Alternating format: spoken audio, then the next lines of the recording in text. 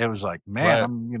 it was, it was, that was probably the first time that ever, me personally, had to deal with the fentanyl crisis. You know what I mean? So it's, Yeah, well, it you know, does become personal if someone in your family dies from it, and, unfortunately, so many families have had this experience that, it's time we woke up to it, and, here in San Diego, where I live, it's a huge issue too. Lots of people have died, and lots of young people have died, unknowing that that whatever they were buying was laced with this stuff.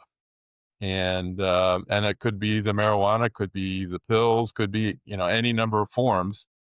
And so, it's clear that drugs are killing Americans, and that this is being used, and some agree with it, some do not, as a way to go after drug dealers, as well as countries that are embedded in the drug trafficking business.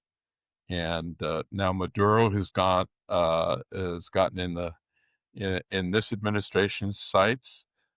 They were recognized as the illegitimate government by the Biden administration during the last election in 2019.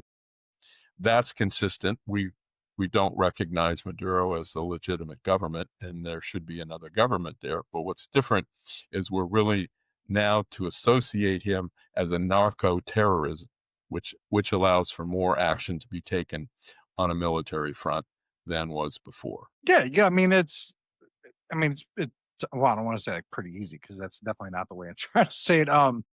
It's Yeah, been pretty the opposition of Venezuela, especially when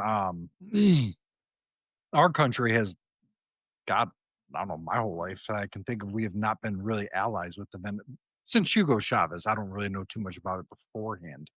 beforehand it was okay. Before that, it was okay. We did a lot of uh, oil business. Citgo was, Venezuelan oil, and what have you. But we haven't had much of a relationship because they've been associated with Iran and with China and with Russia and Cuba, and so they've fallen into the communist camp since Hugo Chavez, and that's number one.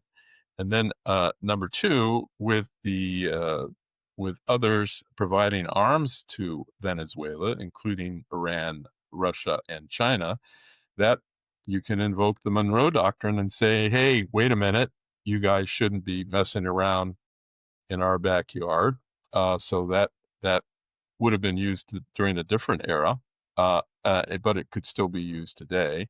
And the real issue is that drugs are killing Americans, and so this is going to be used as a justification, and rightly so in some circles, to go after those that are trafficking drugs, and that includes countries that allow it to happen. Yeah, no. Do you think Mexico will end up getting involved in this?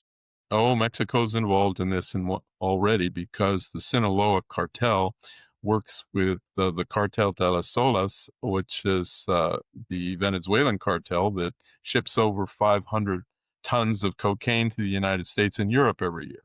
So they work together.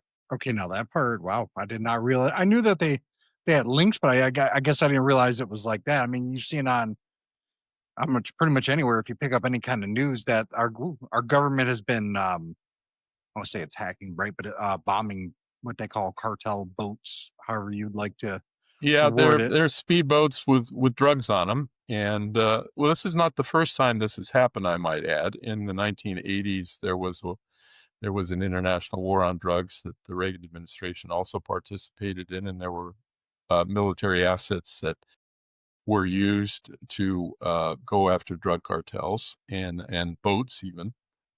So it's not new, but you know, uh, it was a little different. It was a little different then, and Trump is being much more cagey about it in his second term about it. He's not showing his cards to the Senate as he's supposed to inform the Senate about what he's doing. And they just recently heard about the legal justification for attacking drug boats in international waters. and only within the last few weeks. So it's he's taken a different approach this time, but he's being very clear that, and all the signals say to me that if you're going to send all of this military power down there, that in order to save face, either Maduro has to step down or you got to do something. And so that says to me that something is likely to happen.